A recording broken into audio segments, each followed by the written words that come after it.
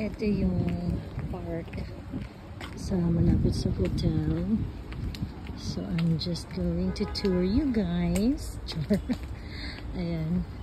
Nakakatawa to. Siguro ang ganda nito pagka namulaklak. Kasi mga rose bush siya. Ayan, rose bush. Paligid sa ano. Ganda siguro nito pagka ano, may flower na. To your left is Uncle Confucius. Dito siya pinanganak. Ay, teka. Uncle, hello. Ayan. Okay. There are some pine trees. The smell is really good. Ayan. Teka lang ah.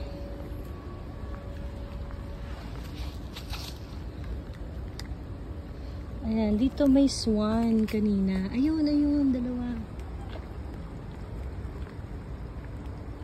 Ayun, nakita nyo ba? Ayun. Meron akong video niyan, lumapit sila dito. So, dalang food. Black swan. Ayan, and this is a garden. Different trees.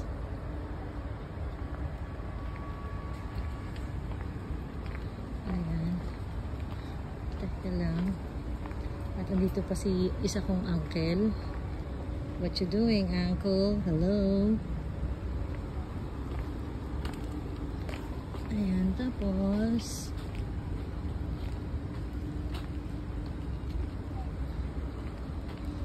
crab apple tree, oh. May mga crab apple pa na nakakabit. Meron yan sa ano, sa hotel. Pucha, ang sarap. Ang tamis.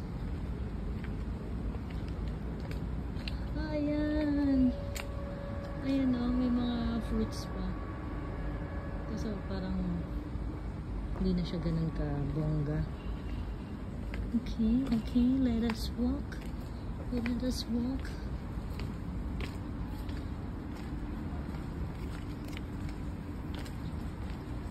Taray.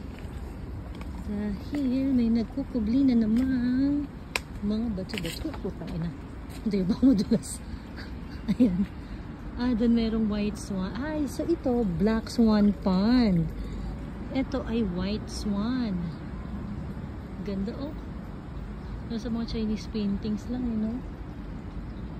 Ayun. Okay.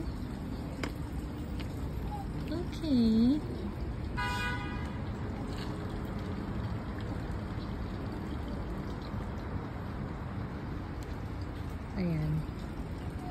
Diyan nagtatapos ang ating tour sa garden ng Shandong Hotel. Saan kaya labas nito?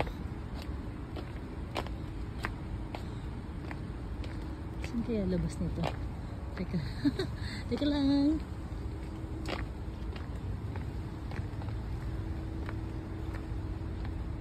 Sa ano, yung parang, teka, balik ako. Saan kaya labas nito? Shit, nawawala na ako ha. Kailangan makabalik tayo kay Confucius. Ang bango ng halaman, ang babango. Kung nandito ka, yung amoy ng pine, tapos may floral na scent na kasama. Ganda ng mga rocks.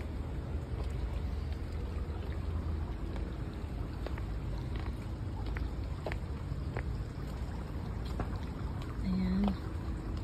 A lot of plants. Parang hindi masyadong natitrim yung mga ano dito. Mga kinembot dito. Ayan. Old bonsai-ish tree.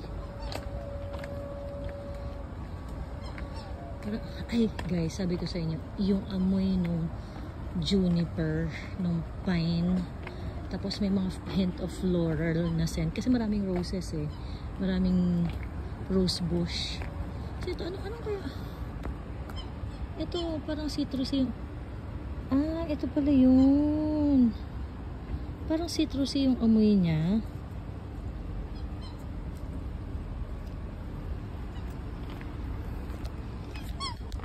may mga ano,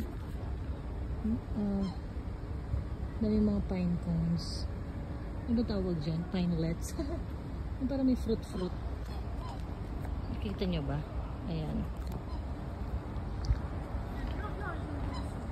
Ayan yung black swan. Yung tunog nila parang silang tunog laruan.